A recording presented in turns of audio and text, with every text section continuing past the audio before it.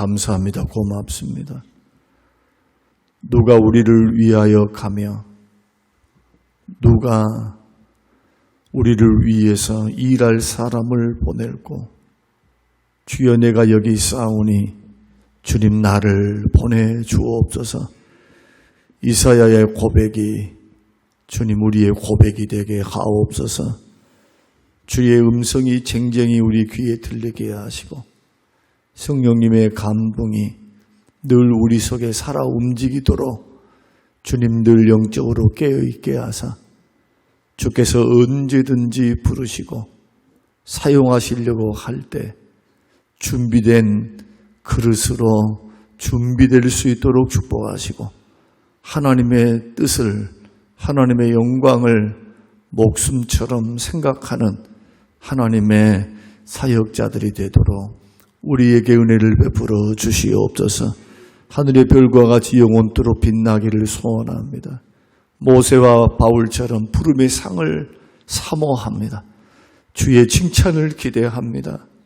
일한 대로 갚으실 그 주님의 공의로운 판단과 상급 심판을 믿습니다. 우리의 수고가 헛되지 않음을 너희들이 안다고 말씀하셨던 고린도 전서의 말씀대로 이 말씀 붙들고 오늘 하루도 먹든지 마시든지 무엇을 하든지 주의 영광이 되는 방향으로 삶을 만들어가게 하옵소서. 한평생 주를 기쁘시게 하는 자가 힘쓰기를 원하옵고 예수님 이름으로 기도합니다. 아멘. 아멘. 히브리서 12장 18절에서 24절 말씀입니다. 12장 18절에서 24절. 너희는 만질 수 있고 불이 붙는 산과 침침함과 흑암과 폭풍과 나팔 소리와 말하는 소리가 있는 곳에 이른 것이 아니라 그 소리를 듣는 자들은 더 말씀하지 아니하시기를 구하였으니 이는 짐승이라도 그 산에 들어가면 돌로 침을 당하리라 하신 명령을 그들이 견디지 못함이라. 그 보이는 바가 이렇듯 무섭기로 모세도 이르되 내가 심히 두렵고 떨린다 하였느니라. 그러나 너희가 이룬 곳은 시온산과 살아계신 하나님의 도성인 하늘의 예루살렘과 천만 천사와 하늘에 기록된 장자들의 모임과 교회와 만민의 심판자이신 하나님과 및 온전하게 된 의인의 영들과 새 언약의 중보자이신 예수와 및 아벨의 피보다 더 나은 것을 말하는 뿌린 피니라. 아멘. 아멘. 우리 시온산에서 신의 산으로 라는 제목으로 함께 말씀을 나누시면서 오늘 히브리서가 우리에게 주는 교훈 가운데 가장 중요한 교훈 가운데 하나, 율법에 머물러 있을 것인가, 은혜로 나아갈 것인가, 시온산에 신의 산에 머물 것인가, 시온산의 산으로 나아갈 것인가. 이것은 우리 신앙의 정체성을 말을 합니다. 우리는 지금 어디에 서 있는가? 우리는 믿음의 여정을 걸으며 종종 우리들 자신들이 질문을 합니다. 나는 지금 어디에 서 있는가? 어느 정도로 구원의 길에 가깝게 걸어가고 있는가? 내가 걸어가는 신앙생활은 정말 바른가? 올바른가? 아니면 선배들이 해왔던, 조상들이 해왔던 전통을 따라서 그저 가고 있는가? 이 부분은 굉장히 중요합니다. 우리 영적인 정체성과 위치를 점검하는 신앙의 물음이기 때문에. 그래서 믿음으로 구원받는데 너희 자신이 믿음에 있는지 너희 자신들을 시험하여 보라 했던 말씀은 이것은 그냥 허투루 하는 말씀이 아닙니다. 왜 신의 산을 출발해서 반드시 시온산을 향하여 나아가야 되는가? 이단들이 너무 많아요. 이런 이단들이 구원을 받을까요? 받을 수 없습니다. 신의 산에 머물러 있는 이단들이 너무 많다니까요. 예수님이 이 땅에 오셔서 부활 승천하셨던 그 순간부터 AD 60년경이니까 예수님이 AD 30년경에 부활 승천하셨거든요. 또 예수님의 정확한 연대는 아닙니다만은 역사상으로 연대를 측정해 보면은 BC 3년 전, BC 3년에 예수님이 이 땅에 태어나세요. 그러니까 예수님이 33년을 사셨고 3년의 공생의 기간을 거쳤으니까 AD 30년경에 예수님 부활 승천하셨고 그리고 30년 후부터 하나님의 말씀이 기록이 됩니다. 기록. AD 60년경에서부터 기록이 돼요. 제일 먼저 기록된 것이 갈라디아서입니다. 우리가 생각할 때 마태, 마가, 누가, 요한복음일 것 같은데 갈라디아서가 제일 먼저 기록돼요. 요한복음이 제일 마지막에, 물론 그 다음에 요한계시록이 있습니다만은 요한복음과 요한계시록이 제일 마지막입니다. 이 AD 60년경부터 이단이 나와요. 영지주의, 율법주의 이런 이단들. 그런데 이런 이단들이 나와서 출몰을 하면서 그 당시 있었던 그리스 헬라 철학 사상을 가지고 교회 안에 들어오는 거예요. 하나님의 말씀을 어떤 안경으로 보느냐? 철학 사상으로 보는 거예요. 그 다음에 더 중요한 것은 율법주의의 안경을 가지고 성경을 보는 거예요. 그래서 대표적인 이단이 영지주의와 율법주의입니다. 심각한 이단입니다. 사도 바울이 평생에 누구와 싸웠습니까? 율법주의자들과 싸웠어요. 그러면 이것이 도대체 무슨 말인고 하실 텐데 우리가 지금 신앙의 삶을 살아가는 과정 속에서 우리의 믿음을 어디에다가 기반을 두고 살아가야 하는가 하는 겁니다. 66권의 말씀은 분명히 1.1획도 변함이 없는 말씀은 분명합니다. 1.1은 변함이 없어요. 그런데 이 66권의 말씀의 중심점이 예수 그리스도입니다. 언약으로 되어 있습니다. 약속으로 되어 있어요. 메시아 보낸다. 구원하겠다. 이것이 하나님의 약속입니다. 구원 누가 하시겠대요? 하나님이 하시겠대요. 하나님이. 사람은 못하니까. 그래서 창세기 3장 15절에서부터 아담과 하와가 타락해서 영적으로 죽고 이제 지옥 형벌을 받아야 되는 그러한 심판에 있는 사람들을 향한 또 그 이후에 일어날 모든 인류를 향한 하나님의 선포가 여자의 후손을 통해서 내가 구원을 하겠다라고 하는 언약을 주시고 그것을 구체화시킨 것이 아브라함의 언약이죠. 너의 씨를 통해서 열방과 민족이 구원을 받는다. 이 씨가 누군가요? 이삭으로 예표되는 예수님에 대한 이야기입니다. 이것을 갈라디아서에서 해석합니다. 이분이 누구냐? 예수 그리스도다. 그럼 열방과 민족이 구원을 받고 복을 받고 막 하는 게 뭐냐? 구원의 복을 말해요. 영육이 잘 되는 복. 물론 구원의 복만 말하면 영혼의 복만 말한다 생각하겠는데 주님의 복은 전인격적이에요. 전인격적. 영혼만 달랑 구원해내는 것이 아니에요. 영혼의 회복이 건강의 회복으로 환경과 물질의 회복으로. 그래서 기독교가 들어가는 곳마다 번영이 있습니다. 기독교가 가는 곳마다 지식, 자유, 박애 이 모든 것들이 기독교 정신이에요. 대부분 이방 종교가 가는 곳마다 자연을 숭상합니다. 개발할 수가 없어요. 자연일체. 그리고 사람에게 집중을 하니까 사람이 뭔가 자연을 거스르지 않고 살아가야 하니까 이런 방향으로 가는 거예요. 그러니까 가난해요. 땅을 정복하고 땅을 개간하고 경작하고 창조하고 이게 다 하나님이 창조주 하나님이시기 때문에 하나님의 형상대로 지음받은 사람들은 창조하는 거예요. 창조. 하나님이 창조한 걸 개발하고 발견하고 발명하고 기독교 정신이에요. 발전하는 겁니다. 문화와 경제가 발전하는 거예요. 발전. 인권, 박애, 사랑 이게 다 기독교 정신입니다. 십자가에서 죽어주신 그 하나님의 사랑, 그 주님의 가르치심이 결국에는 이러한 문화들을 가지고 번영을 가져오게 하는 놀라운 축복이었는데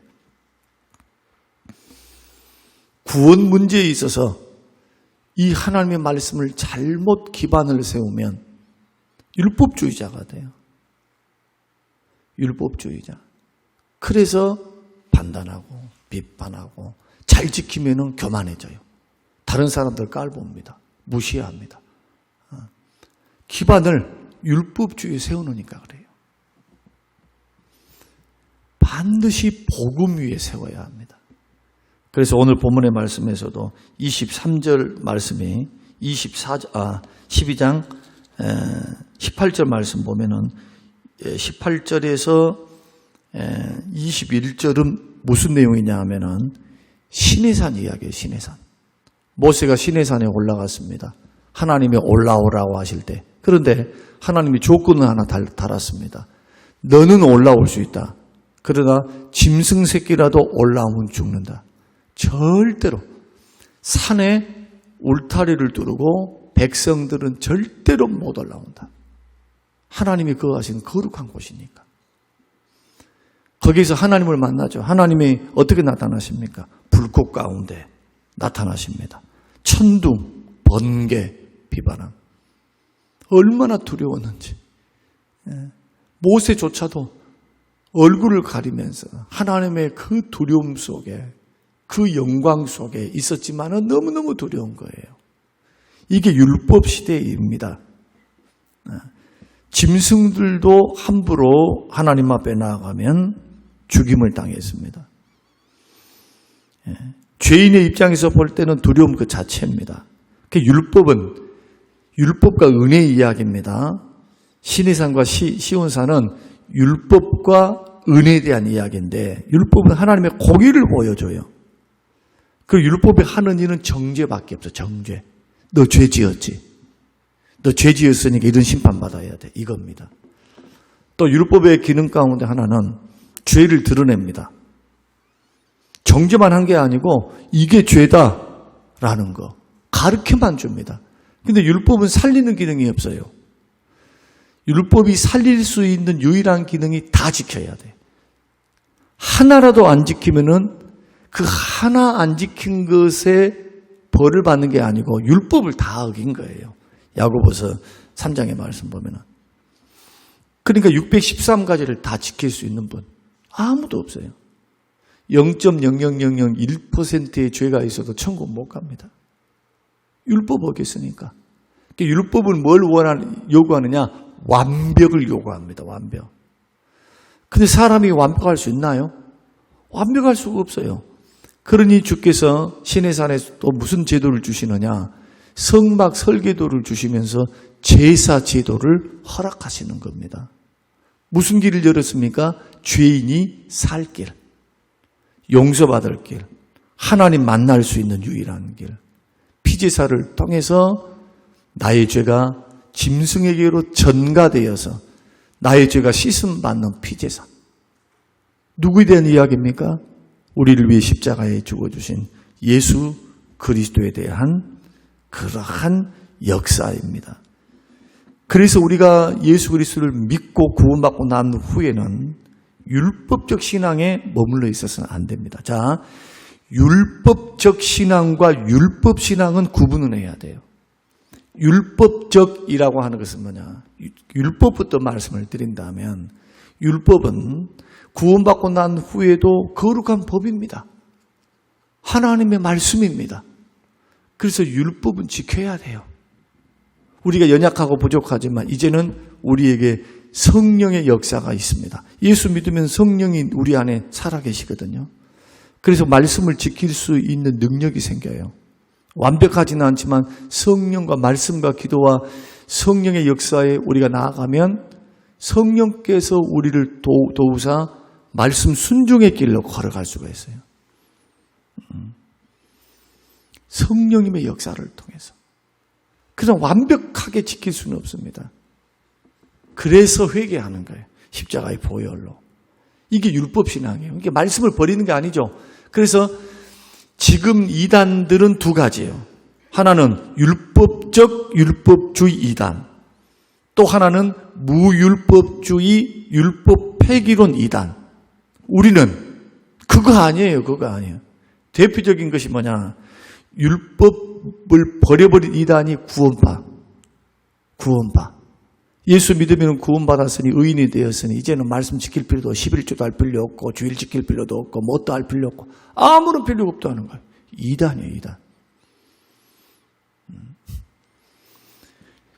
그래서 주님도 마태복음 5장, 6장, 7장 말씀하시죠. 이 마태복음 5장, 6장, 7장이 구약의 율법을 해석해 주신 거예요. 그냥 주님이 하늘에 뚝 떨어지는 말씀한 것이 아니고 율법을 재해석해 줘요. 그래서 너희들이 경에 이르기를, 너희들이 모세가 말했을 때 구약에 이렇게 말한 걸 들었으나 나는 너희들에게 이야기한다. 원수를 용서하라. 다 율법에 있는 말씀이에요. 그런데 바리새인들은 뭐만 추구했느냐? 율법 지키지 않으면은 정죄받고 죽는다 그것만. 그런데 율법에는 또 뭐가 있느냐? 원수를 용서해 줘야 되는데 원수의 소가 길거리 가다 구덩이에 빠졌으면은 아이고 잘 돼버렸다, 아이고 심판받았네 이러지 말고 뭐 하라고 합니까? 따지지도 말고 묻지도 말고 막 원수야 미운 놈이야 이런 말도 하지 말고 가서 도와주라 하잖아요. 끄집어내줘야 된다. 용서하는 길을 열어놓으신 거예요. 그러니까 율법을 마태복음 5장부터 7장까지 쭉 주님은 재해석해 주시면서 누구의 가르침과 비교를 하느냐 하면 바리새인들의 가르침이에요. 바리새인들의 가르침. 그래서 이 율법을 버려버리는 율법 폐기론자, 즉 오늘날 구원파 이런 사람들은 문제가 심각한 겁니다. 그래서 보십시오. 별짓을 다 해도 구원받는다 그래. 왜? 영원히 구원받았으니까. 아닙니다. 마태복음 7장에서 주님 뭐라고 말씀하세요? 주여 주여 하는 자 천국 못 간다는 거예요. 네가 누구냐 하신단 말이에요. 주의 뜻대로 행하는 자. 그러니까 행함이 구원의 조건이 될 수는 없지만 구원받은 사람들은 주님 닮아서 거룩해야 돼요. 구별돼야. 방법이 뭐예요? 말씀대로 사는 거예요. 말씀대로. 성령님께서 말씀대로 역사하시니까. 오늘 이 부분 제가 주구장창 우리 교회에서는 가르쳤기 때문에 혼돈이 없을 줄로 압니다. 다 이해되시죠? 우리 신앙생활이 어디에 둬야 되는가? 기초를.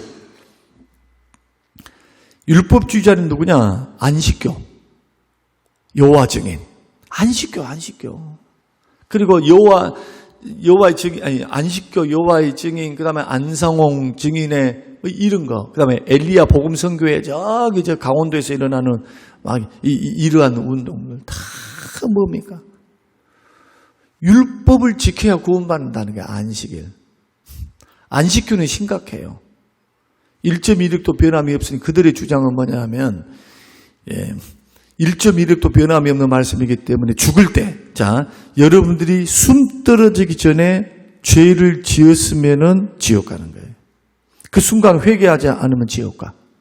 그러면 비행기 타고 가다가 저분들은 얼마나 벌벌거리면서 말씀 순종하기를 위해서 얼마나 애쓴지 몰라요. 저기는 정말 말씀대로 살라고 발버둥 치면서 군이 벌벌벌벌 떨어요.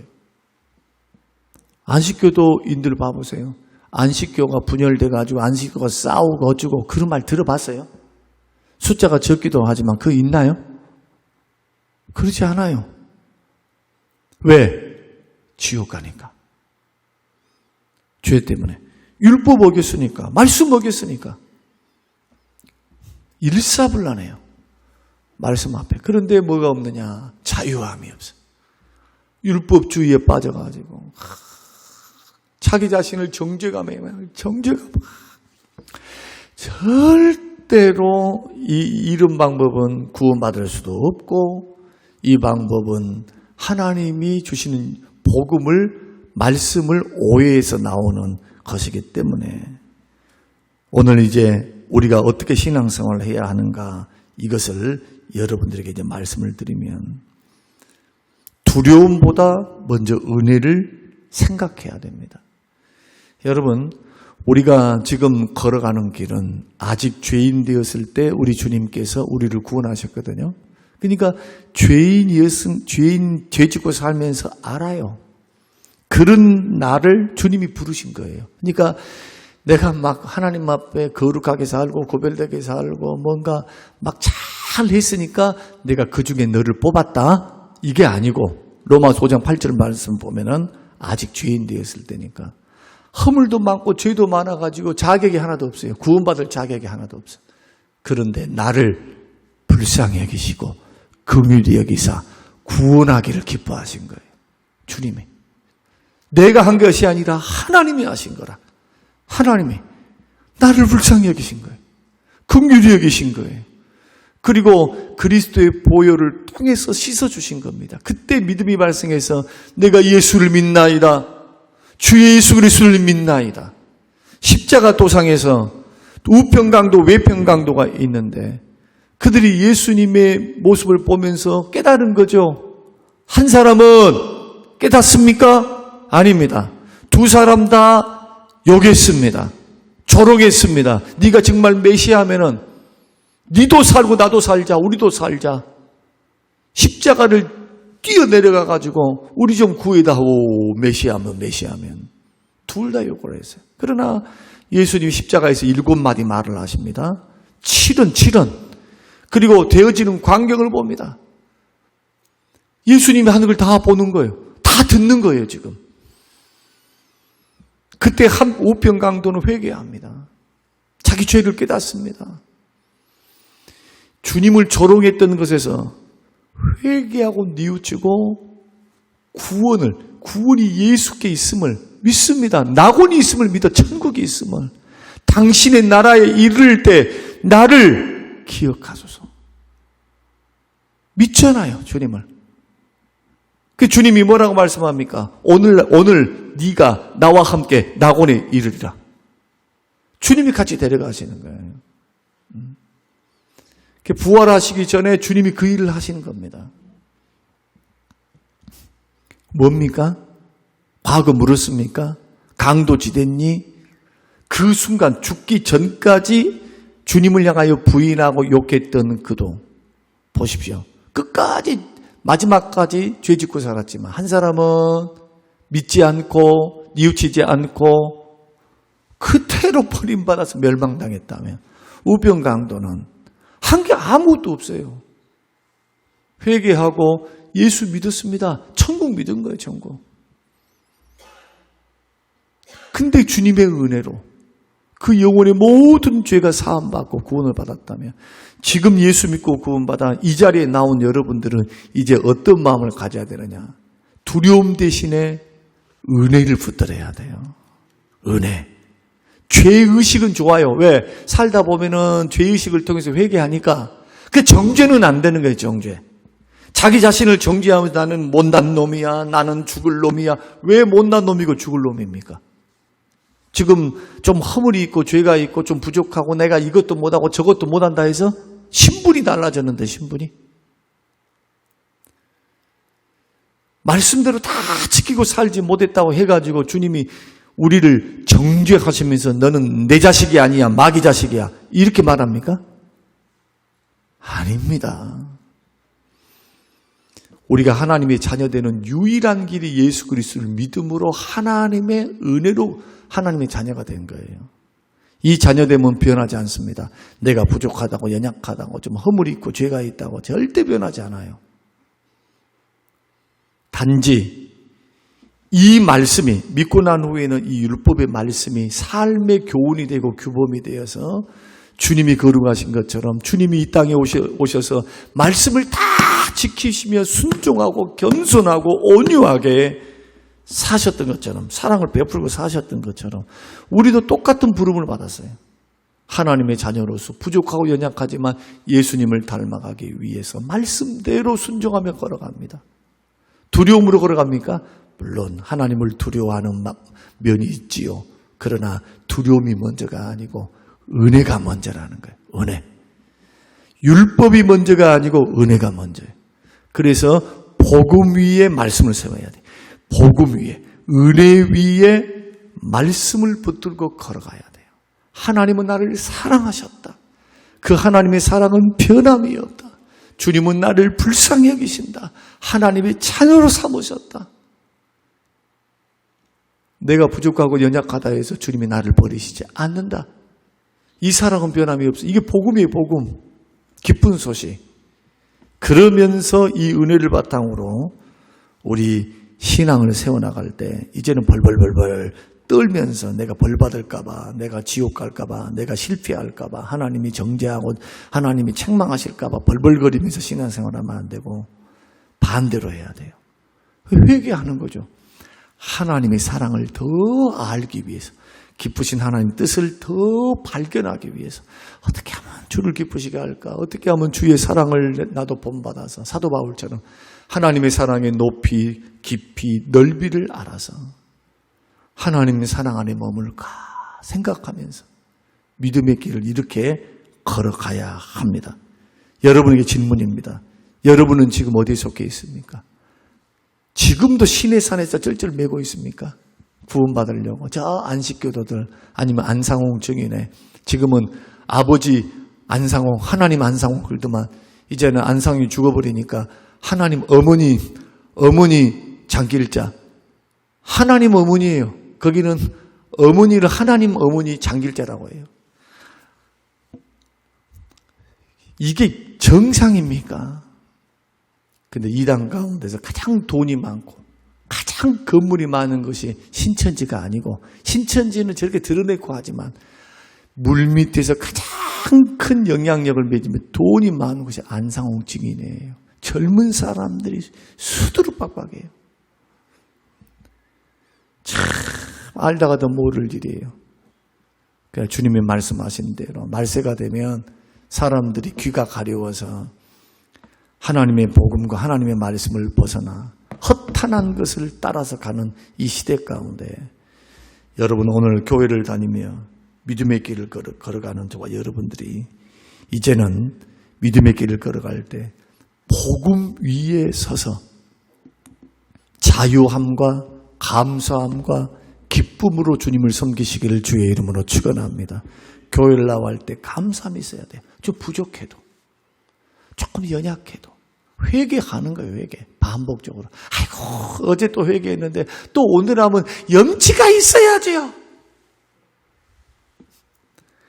참말로 그 사람들 그 염치가 좀 있는 거예요. 그 세상 사람들이 볼 때는 염치가 있는 거지만 어리석은 거예요. 하나님은 우리 아버지예요. 다시 말씀드리면 내가 어제 못된 짓거리를 했어요. 좀 그래서 조금 아버지한테 미안은 해. 조금 미안은 해. 그런데 염치가 없어갖고 아버지 볼 낯이 없어요 하면서 가는 자식들을 봤어요. 용돈이 더 필요하면 철판 딱 깔고 오잖아요. 뭐라고 옵니까? 아빠 뭐 극적거리면서 참고서 가져가야 되는데요. 준비물 사가야 되는데 100원만. 혼나더라도 어떻게 합니까? 뻔뻔스럽게 와요. 돈 달라 해. 왜 그럴 수 있나요? 자식이니까. 신앙생활을 그렇게 해야 돼요. 그렇게 하면서 점진적으로 성장하는 게 신앙생활이다. 오늘 저는 교회 안에 율법주의자는 없을 줄로 알지만 절대로 은혜와 긍휼과 사랑을 통해서 반드시 가르치고 은혜와 사랑과 긍휼을 보이시면서 바른 길로 인도해 가야 돼요. 이게 복음이에요. 정죄는 안 돼요. 판단, 비판도 안 됩니다. 누가 누구를 판단하고 비판해요? 누가 누구를 정죄해요? 그리스도 예수 안에 있는 자는 결코 정죄함이 없는데 로마서 8장 1절. 예수 그리스도 안에 들어와 있으면 정죄가 없어요. 하나님도 정죄 안 하는데 마귀가 정죄하는 게 속아요? 절대로 여러분 자유하시기 바랍니다. 그런다고 맘 놓고 죄 짓는 거 아니에요. 그러면 징계받아요, 징계. 주님이 싫어해요. 그래서 오늘 이러한 말씀들을 잘 정리하셔서 오늘도 조금 철판을 까세요. 부족해도 회개하고 또 다시 은혜를 힘입어. 어제까지 좀 부족한 것도 있었잖아요. 어제 조금 힘든 거 있었고, 주님 제가 그래요. 아직도 덜 죽었어요. 아직도 부족해요. 하나님 저 도와주세요. 뉘우치고 있습니다. 성령으로 도우사 더 예수 닮아가도록 하나님 은혜 베풀어 주세요. 주님이 기뻐하십니다. 이런 은혜를 통해서 점점 죄를 끊고 예수 닮아가는 은혜의 사람 되시길 바라고, 다음 주는 방송을 들으시는 우리 성도님들을 꼭 기억하십시오. 다음 주는 축제와 같이 3대가 드리는 연합 축제 예배예요. 기쁨과 감사함으로 찬양하고 아이들과 더불어 춤추며 찬양하고 십자가의 은혜 주시고 용서 주시고 자녀 삼아 주신 그 하나님, 모든 죄를 사하신 그 하나님, 구원하신 그 은혜를 기억하며 축제와 같이 드려지는 주일 예배를 기쁨으로 준비하시는 우리 모든 성도님들이 되시기를 주님의 이름으로 축원합니다. 고마우신 아버지 감사합니다. 말씀과 복음을 오해하지 않게 하여 주시옵소서. 얼마나 많은 이단들이 출몰을 하고 자유함이 없이 율법에 얽매여 벌벌벌벌 떨면서 깊은 정죄감 속에 하나님 허덕이고 있는 영혼들이 얼마나 많은지, 진리를 알지니 진리가 너희를 자유케 하리라. 주님 복음 안에서 자유함을 주신 그 주님의 자유를 누리게 하시고 율법의 정죄에 얽매이지 않도록 도와주시고 이제부터 주시는 그 은혜 안에 살면서 말씀 순종하며 걸어가는 복된 인생길 되도록 축복하옵소서. 감사드리오며 예수님 이름으로 기도합니다. 아멘.